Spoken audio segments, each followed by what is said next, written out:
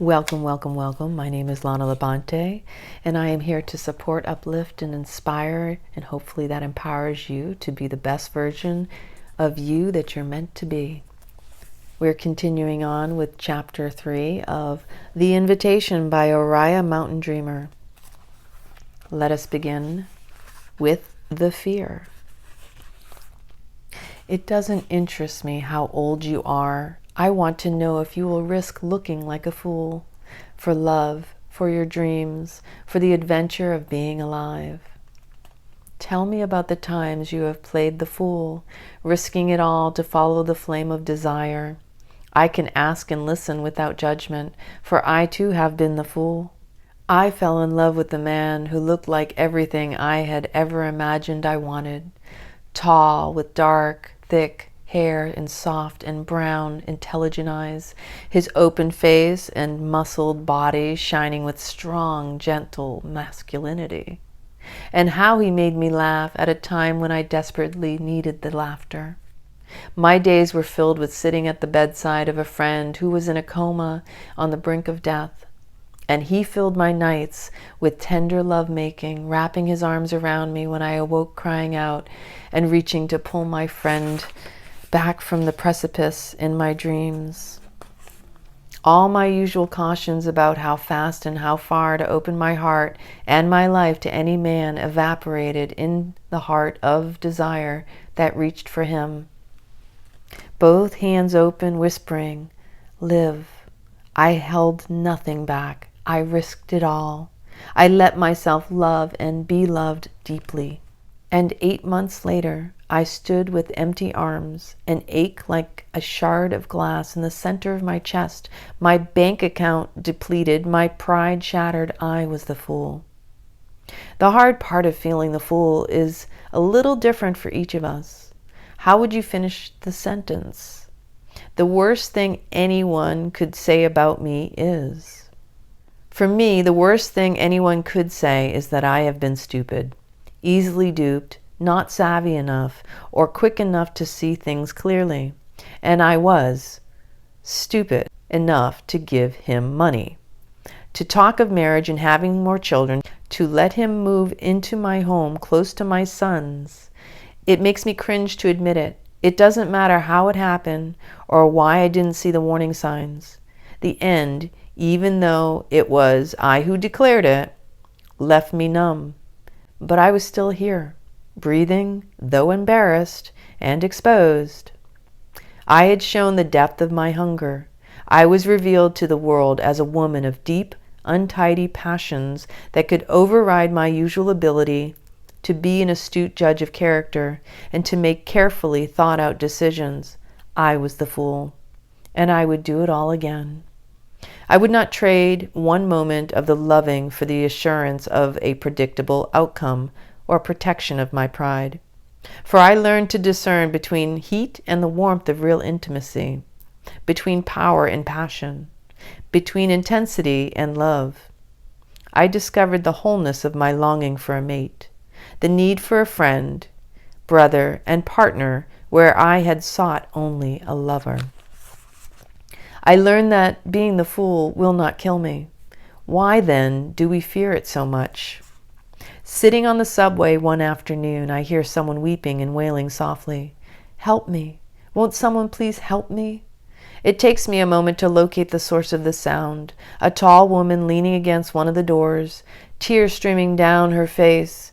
Everyone else on the train sits staring straight ahead. I approach the woman, lay my hand gently on her arm, and ask, is there anything I can do?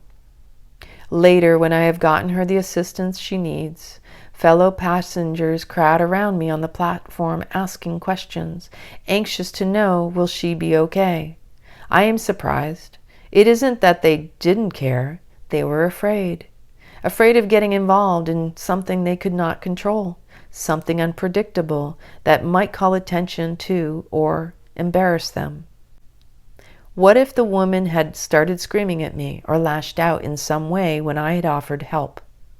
What if she had needed instant medical attention I could not provide, or someone to take her home and stay with her? On this particular day, I was not afraid. I was willing to do what I could, knowing what my limits were.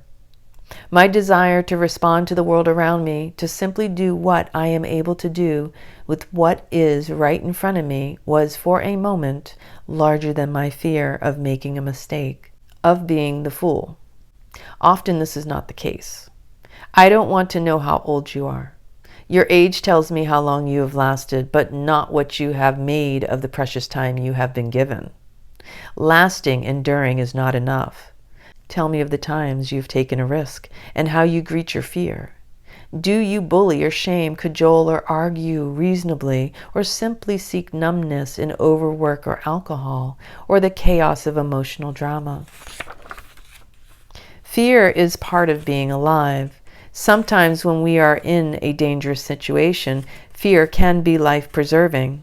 It is a natural response to the anticipation of pain and comes from the realization that if we live and love fully, we will feel the losses that are inevitably part of the constant cycle of change. There is a New Age workshop ad that offers a money-back promise to eliminate all fear in your life forever.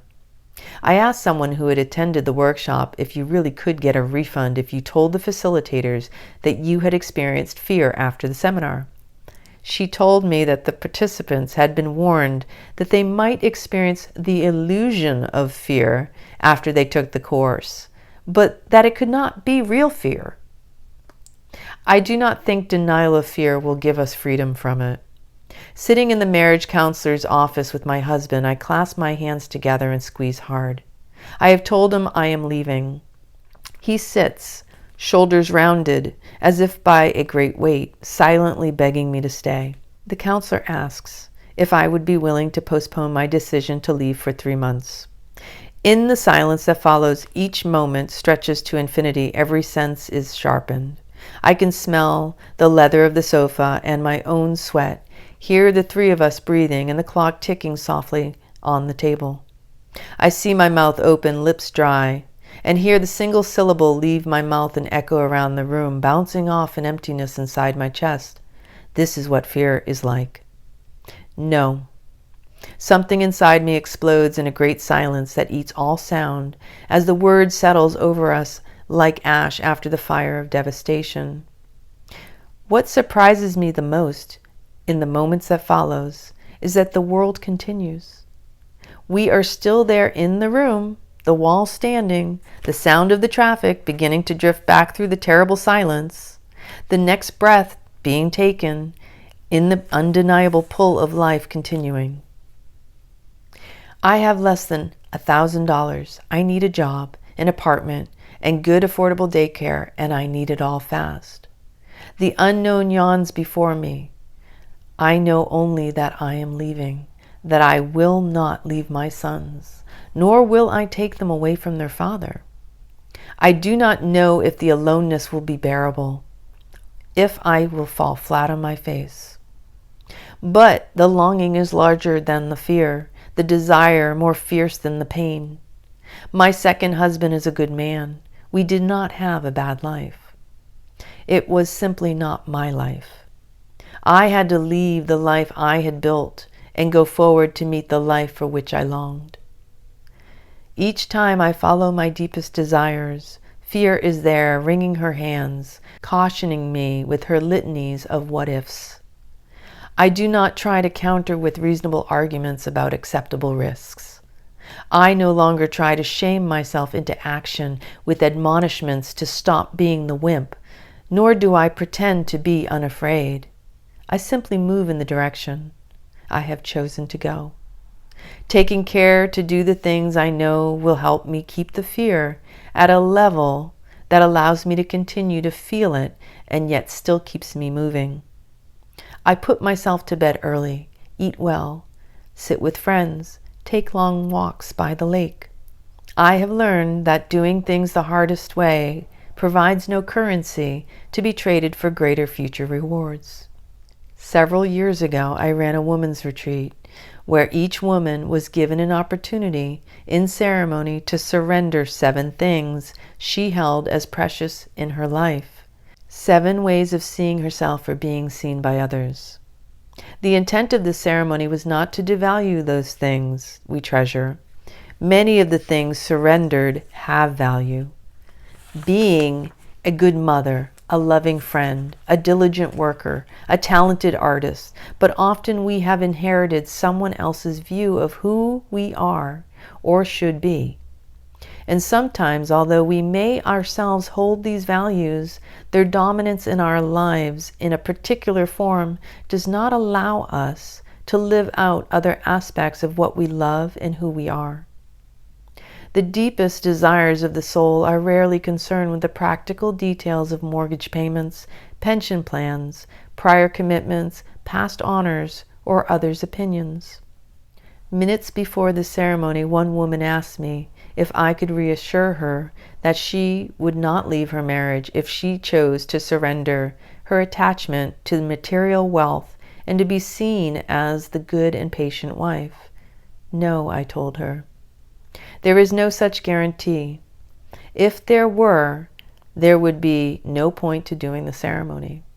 I cannot tell you in advance what your choice will be, whether you will look at your husband and your marriage and know that it is a place you truly want to be. Your attachment to money and being the good wife may be all that's keeping you there. The other women in the room sat uneasily in the silence. Then why do this at all? Another woman asks. Why would we risk the unknown changes that this knowledge could bring into our lives? I paused and considered it for myself. For freedom. I said I'd risk it for the freedom to see what is true, what I really want in the deepest part of myself. I can make whatever choices I want in my life, and I will live with the consequences of those choices. But if I want to live a life close to my deepest desires, I have to risk knowing who I really am and have always been. Knowing this, then I can choose. You could taste the fear in the room. The truth is that some days I feel I am ready for freedom, and other days I am so tired. I don't want the responsibility it brings into my life. I want a rest from choosing, from trying to increase my ability to choose wisely. And then, in a moment of grace, I am given a certainty. If I never did one more meditation, ceremony, workshop, therapy session, course, or cleansing diet, never attended one more meeting or participated in one more community cause, never wrote another line, it would be okay. It would truly be okay. For a moment, as I fully feel this revelation, I am free to move toward what I love. Years ago, a student with chronic fatigue syndrome told me, I am afraid that if I stop, if I slow down and rest, I'll never amount to anything. I smiled. What if I told you that everything you are ever going to amount to, you are right now? I knew what she feared. I have done it 1,000 times. Confused work with accomplishment, frenetic activity with movement, growth, and learning. We are afraid that we will not be enough. All of our deepest desires are our soul's way of calling us back to simply being all of who we are. Sometimes, when I see others follow their desires, I am surprised to find myself not only unsupportive, but angry, threatened.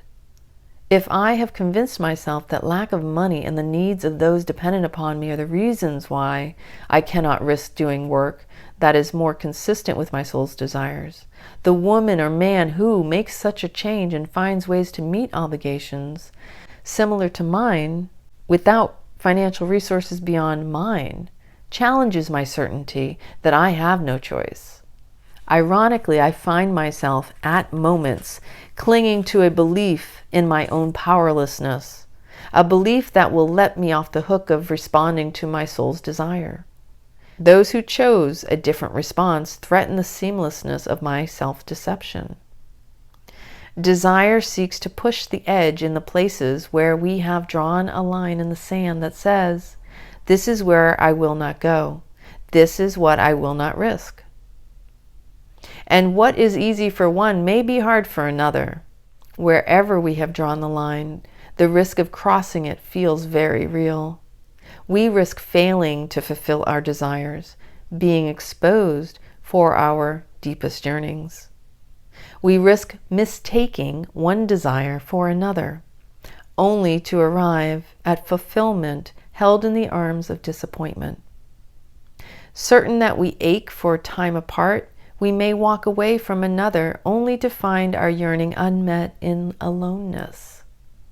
Reaching for the other with whom we can share life, we may plunge into a relationship that brings us face to face with the loneliness we have never known in solitude. To move toward our desire, we have to allow ourselves to be the fool, the one who does not know, who starts again and again at the beginning. We are not offered guarantees. What we are offered is knowledge of life and ourselves. And if we are awake, glimpses of the wisdom held in the story our life is telling the world. When I turn my face away from my longing because of my fear of being the fool, I must work to cover the cracks in my resolve, to abandon the heat of my desire. But my soul is too aligned with life to give up. Late at night, when I am too weary to push away the longing, she comes looking for me, begging me to simply be with her and my fear of her. I can hear her, a small, insistent voice asking me to remember that desire lived brings the ecstasy of falling more deeply in love with my own life every day. And in the moment of this remembering, no risk seems too great. Meditation on fear. Stand where there is some room to move, indoors or out. Stand still for a moment, focusing on your breath, letting the weight of your body drop down to the bottom half of your body as you ground into the earth. Feel your connection to the ground beneath your feet for several breaths, letting your attention focus on the inhalation and the exhalation.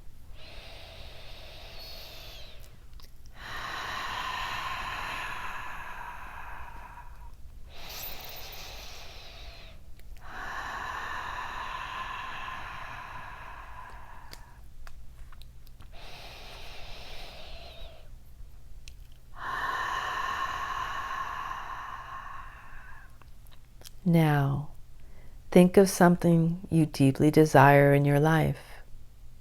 It may be something internal or external, a situation or a way of being. Close your eyes and imagine the fulfillment of this desire. What would it look like? What would it feel like to have this desire fulfilled? What does your soul want? How would you know if you had it?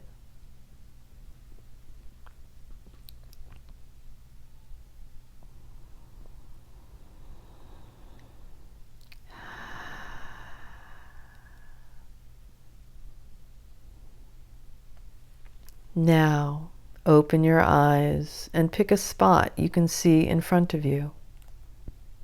It can be the door to the room you are in, or a tree a short distance away. Focus on this place and imagine it as the place where your desire will be fulfilled.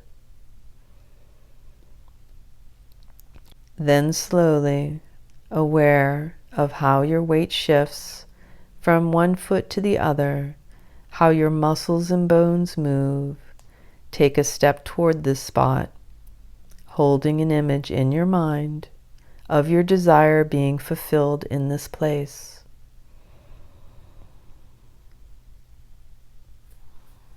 Do not move too quickly. Remain aware of the feelings that arise within you as you move toward this place where your desire will be fulfilled. If there is fear, feel it, taste it. Continue to move forward, being present with it.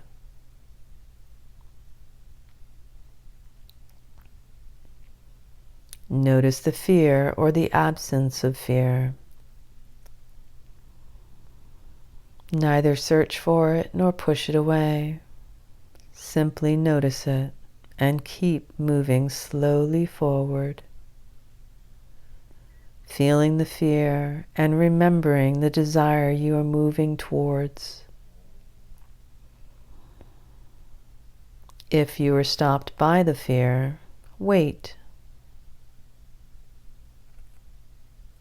Continue to feel the fear, but let the desire grow larger than the fear, and then begin to move again. Be aware of how easy or hard it is for you to wait for your desire to find you again.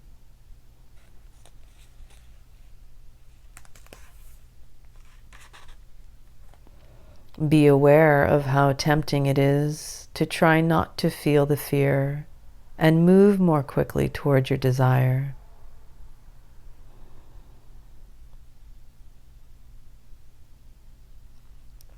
Be aware of how any attempt to do this creates numbness that robs the desire of its full vibrancy.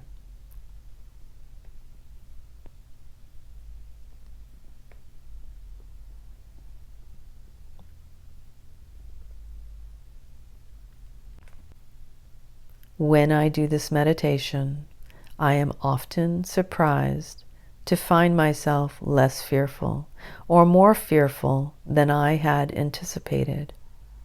Repeating it at different times, I discover that my fear is not always the same. Gradually, my ability to feel the fear and move forward increases. And that concludes Chapter 3.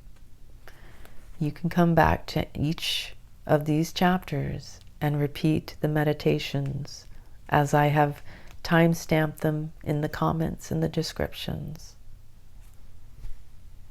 See you in the next chapter.